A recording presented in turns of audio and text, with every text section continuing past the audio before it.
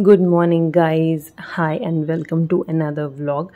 मेरी शक्ल देख के पता चल रहा है ना कि आज मैं 2 घंटा पहले उठी हूँ अपने नॉर्मल रूटीन से। आज हम जा रहे हैं अहमदाबाद। उससे पहले हमको आज स्पेशल पूजा भी करनी है। इसी पूजा के लिए मैं और बाकी सब भी आज थोड़ा सा जल्दी उठे हैं।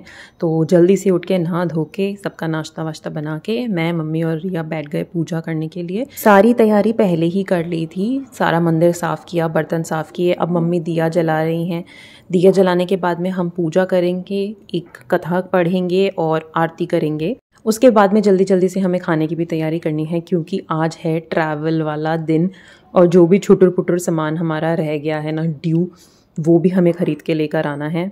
मेरे तो पीरियड स्टार्ट हो गए यार, और आज तो मुझे ट्रेन में भी ट्रैवल करना है।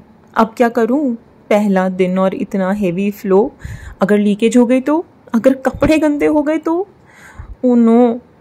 आई think I have a solution, which is एवरईव का डिस्पोजेबल पीरियड पैंटी, जो है इतना लाइट वेट और कंफर्टेबल कि बस भूल जाओ पीरियड्स है।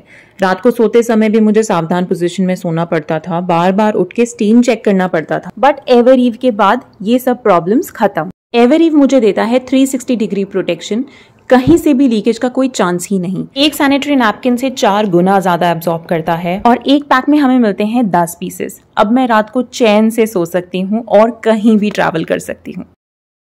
तो ये हमने खाने की तैयारी कर ली है रात की, मतलब रात का खाने की तैयारी हमने दोपहर में 2 बजे ही कर ली। उसके बाद में मैं लेकर गई मम्मी को, जो उनको थोड़ा बहुत सामान खरीदना था उसके लिए। ये सब करते करते हमें बज गए शाम के 5, और सुबह 5 बजे से उठे हुए शाम के 5 बजे तक लगातार नॉन स्टॉप काम करने के बाद में मैं गई हूँ बहुत ज़्यादा थक। तो हम सब अपने अपने रूम्स में जाके थोड़ी देर हमने रेस्ट किया। उसके बाद तो जो टाइम बीता है ना, कुछ पता ही नहीं चला टाइम का। फटाफट से खाना बनाया, 6:30 बजे ही खाना खा लिया और तुरंत से हम लोग निकल गए। 8:25 की शायद हमारी ट्रेन थी और हम लोग 7:30 ही निकल गए, क्योंकि ट्रेन और ट्रैफिक दोनों का कभी भरोसा नहीं करना चाहिए। और आजकल तो जयपुर में इतना ज़्यादा ट्रैफिक बढ़ चुका है ना, जिसकी कोई हद नहीं, कभी भी कहीं भी जाम लग जाता है। सो वो सब केओस को अवॉइड करते हुए हम टाइम से पहले पहुंच गए।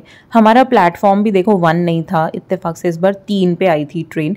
सो हम लोगों को स्टेयर्स वगैरह चढ़ के सारा लगेज उठा के जाना भी था, तो ये हमको छोड़ने के लिए आए थे।